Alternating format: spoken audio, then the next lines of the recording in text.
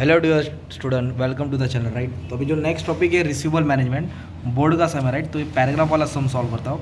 तो इधर 2 मंथ का पॉलिसी दिया है। राइट, प्रेजेंट पॉलिसी है और एक न्यू प्रपोज पॉलिसी। राइट, तो वी हैव टू फाइंड कि which project is best. Okay, कौन सी पॉलिसी अच्छी है। तो क्वेश्चन रीड करते स्टार्ट करते। Right, not wasting our time. तो a firm has current sales, मतलब कंपनी के पास सेल्स है 2,56,48,750। तो मैं सेल्स पहले ही लिख दिया, ठीक है, बाद में डाउट नहीं रहेगा। अच्छा ठीक है, उसके बाद अनयूटिलाइज कैपेसिटी थी in order to boost its sales. अगर कंपनी को सेल्स बढ़ाना था, considering the relaxation is credit policy.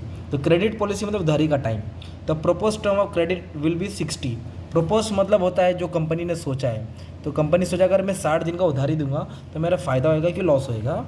Okay, 60 days against the present policy 45 days. तो प्रेजेंट पॉलिसी कितने का है? 45 डेज का है। तो पहले प्रेजेंट को सॉल्व करेंगे, बाद में प्रपोज अपने को फाइंड आउट करना पड़ेगा। Has a result bad debt will increase. Bad debts मतलब चूना लगा है। 1.5% से कितना टका होगा बैड डेट्स? 2%। तो 1.5% पहले लिखने का, तो मैंने यहाँ ऐसे ही लिख देता हूँ, बैड डेट्स 1.5%, बाद में 2% हो जाएगा। राइट, बैड डेट मतलब जो चूना, जो पैसा आने वाला नहीं है, वो भी समझा देता हूँ। उसके बाद क्या दिया है? The firm are expected to increase by sale 10%। तो फिलहाल पहले इसको सॉल्व करेंगे, फिर 10% बढ़ाना पड़ेगा अपने को, ठीक है, वो भी कंडीशन है। और वेरिएबल कॉस्ट कितना परसेंट दिया है? 72%। ओके, ये खर्चा है। टैक्स भी दिया 35%। ओके, और ये क्या दिया? It require after tax return. क्या वर्ड आया? Return on investment. तो ये कॉस्ट हो गया 15%। और साल में कितना दिन बोला? 360 दिन बोला है। Should the firm change is credit policy. तो फर्म को अपना पॉलिसी चेंज करना चाहिए कि नहीं करना चाहिए? We have to answer that question. Okay, तो पहले बेसिक तुमको याद कर लो। सेल में से वेरिएबल कॉस्ट माइनस करके कंट्रीब्यूशन आएगा, और फिक्स कॉस्ट माइनस करके एक प्रॉफिट मिलेगा। फिर बैड डेट्स रहेगा, वो भी माइनस करके, इस पर टैक्स दिया तो वो भी माइनस करना है। तो और स्टार्ट कर रहा है। राइट, तो सबसे पहले क्या करेंगे हम लोग? सेल्स को स्टार्ट कर रहे हैं। राइट, तो सेल्स कितना दिया? 2,56,000। राइट, तो अपने को वेरिएबल कॉस्ट ना 72% दिया है। कितना दिया है? 72%। तो जो अमाउंट है ना 2,46,48,750 पे, अपने को 72% क्या निकालने का है? Variable cost. 72% क्या निकालने का है? Variable cost. इधर दिया है ना 72%। राइट, कितना परसेंट? 72। तो ये अपना वेरिएबल कॉस्ट, वो ये वाला अमाउंट यहाँ पोस्ट कर देंगे। राइट, तो कितना है अपना? 184,67,100। राइट, तो अभी अपने को याद होना चाहिए, सेल में से वेरिएबल कॉस्ट माइनस करेगा तो कंट्रीब्यूशन मिलेगा। क्या मिलेगा? कंट्रीब्यूशन। इन दोनों को क्या किया मैंने? माइनस किया। तो माइनस करके 71,81,650 आ जाएगा। राइट, और पूरा क्वेश्चन रीड किया, फिक्स कॉस्ट दिया ही नहीं था, फिक्स कॉस्ट गिवन नहीं था, तो सेम अमाउंट नीचे आ जाएगा 71,81,650। ओके, क्योंकि फिक्स कॉस्ट दिया नहीं तो डैश मार दिया ना मैंने। तो सेल में से वेरिएबल कॉस्ट माइनस करके कंट्रीब्यूशन आएगा, फिक्स कॉस्ट माइनस करके तो प्रॉफिट आएगा। तो मैंने ऑपरेटिंग प्रॉफिट दे दिया। फिर क्वेश्चन में बैड डेट्स बोला है। क्या बोला है? Bad debts. बैड डेट्स कितना परसेंट बोला है? 1.5%। तो 1.5% हमेशा बैड डेट्स मतलब जो पैसा आने वाला नहीं। तो सेल्स पे निकालने का बैड डेट्स, किस पे निकालने का? तो सेल्स कितना है? 256,48,750 पे कितना परसेंट बैड डेट्स बोला है? 1.5%। 1.5%। तो बैड डेट्स मतलब जो अमाउंट हम लोग को रिकवर होने वाला नहीं है। तो मैं बैड डेट्स का अमाउंट जो भी है मैं इधर लिख देता हूँ। 3,84,731। तो पॉइंट में तो मैं इसको राउंड ऑफ कर दिया, 3,84,731। ओके, अभी जो प्रॉफिट इसमें था बैड डेट्स क्या कर देंगे हम लोग? माइनस कर देंगे।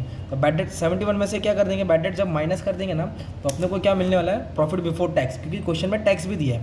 तो ये 16,96,919। तो इन दोनों को क्या किया हमने? माइनस किया, तो ये अमाउंट है। फिर क्वेश्चन में टैक्स कितना परसेंट बोला? 35%। तो ये जो अमाउंट है ना 67,96,919, 67,96,919, गलत हो गया, 67,96,919 पे 35% क्या देने का? टैक्स। तो ये टैक्स का अमाउंट है। तो टैक्स का अमाउंट मैं लिख देता हूँ। तो टैक्स का अमाउंट कितना है?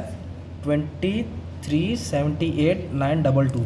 फिर इसमें से हम लोग क्या करेंगे? मतलब मैं दोनों को माइनस करेंगे, मतलब टैक्स ऑब्वियसली माइनस हो जाएगा ना। तो जो आंसर आएगा ना वो आपका प्रॉफिट होएगा, एक्सपेक्टेड प्रॉफिट। क्या बोलेंगे इसको हम लोग? Expected profit. 44,17,997। तो क्या सीक्वेंस था?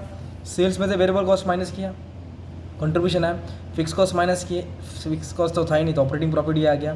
बैड डेट 1.5% था तो सेल्स भी निकाला, और उसमें से प्रॉफिट बिफोर टैक्स, तो प्रॉफिट बिफोर टैक्स कितना? 35%। तो प्रॉफिट माइनस किया तो ये आंसर आएगा। राइट, तो सब कट पिट करके हम लोग को प्रॉफिट मिल गया। Now we have to find the cost. क्या फाइंड करना है? कॉस्ट। तो कॉस्ट का ना परसेंट दिया है इधर, कितना परसेंट दिया है? 15% दिया है। कितना परसेंट दिया है? 15% उनका कॉस्ट है। तो 15% साइड में लिख देता हूँ। राइट, ओके, अभी इधर पहले इन्वेस्टमेंट निकालेंगे। तो इन्वेस्टमेंट का क्या रूल है, आपको क्या बताया था मैंने? इन्वेस्टमेंट मतलब दोनों कॉस्ट को ऐड करना है। किसको किसको ऐड करना है? वेरिएबल कॉस्ट और फिक्स कॉस्ट। और क्वेश्चन में फिक्स कॉस्ट है क्या? नहीं। तो इन्वेस्टमेंट में क्या आएगा? वेरिएबल कॉस्ट, जो कंपनी का खर्चा हुआ है। तो वेरिएबल कॉस्ट कितना दिया है? 184,67,100। वो अपना क्या हो जाएगा? अपना इन्वेस्टमेंट 184,67,100, ये अपना क्या हो गया? इन्वेस्टमेंट। अगर फिक्स कॉस्ट रहता तो दोनों को ऐड कर देते ना। इन्वेस्टमेंट में क्या ऐड करना है? फिक्स कॉस्ट और वेरिएबल कॉस्ट। पर हमारे क्वेश्चन में फिक्स कॉस्ट नहीं है, इसलिए मैंने क्या लिखा? Variable cost.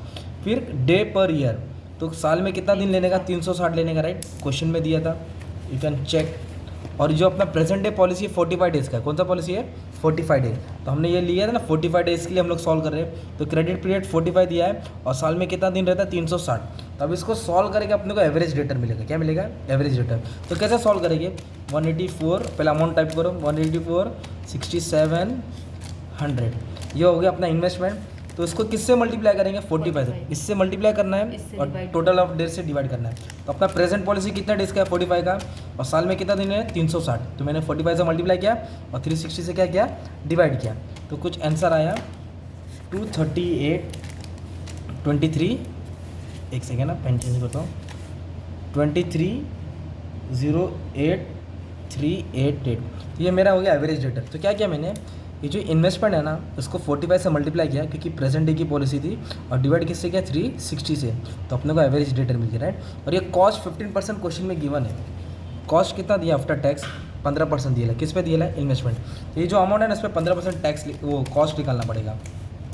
ये तुम्हारा फाइनल अमाउंट है 34,6258। ये हो गया कॉस्ट। ये क्या हो गया? कॉस्ट। कॉस्ट मतलब हो गया खर्चा, ठीक है।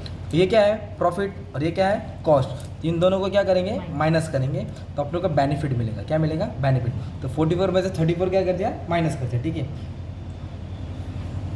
तो 44,17,997 माइनस 346,258, तो आंसर आ गया 407,1739।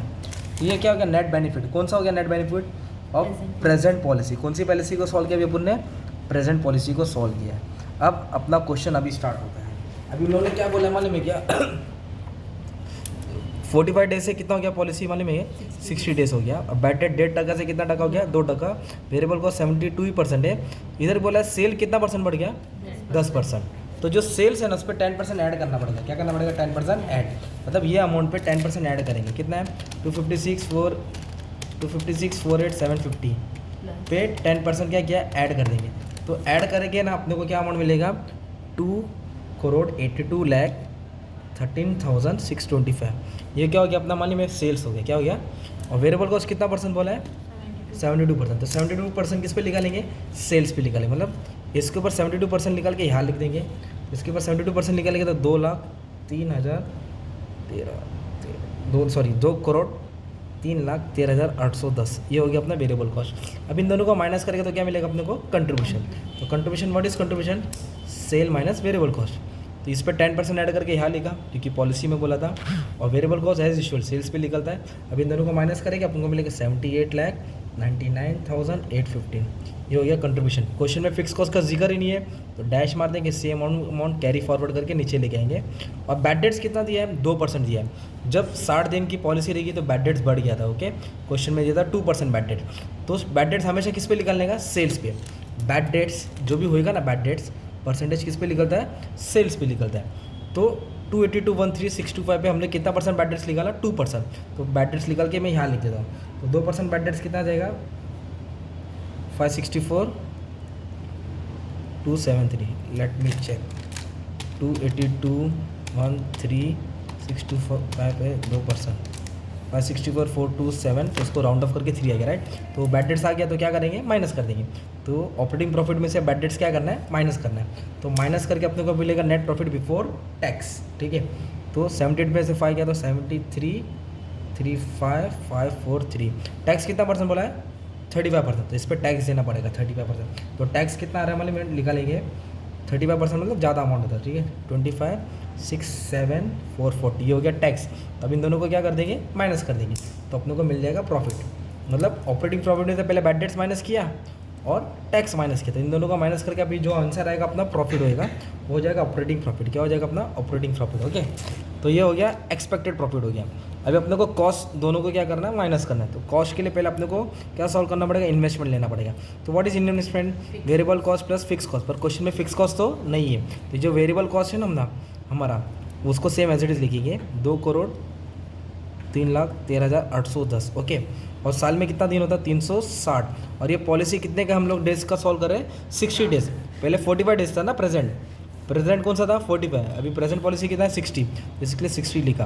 तो ये तीनों को कैसे सॉल्व करेंगे, एकदम सिंपल। क्या करना है, ये अमाउंट कैलसी में टाइप करेंगे, 60 से मल्टीप्लाई करेंगे और 360 से डिवाइड, 60 से multiply total number of day से डिवाइड। तो सॉल्व करने के बाद अपने को कितना मिलेगा 33,85,635। ओके, ये एवरेज डेटर हो जाएगा। अब इस पर अपने को कॉस्ट, तो कॉस्ट 15% फिक्स दिया है, तो इसके ऊपर 15% निकालेंगे, राइट। किसके ऊपर, एवरेज डेटर के ऊपर कितना परसेंट निकालेंगे, 15% निकाल देंगे। तो कुछ मिलेगा 5,07,845।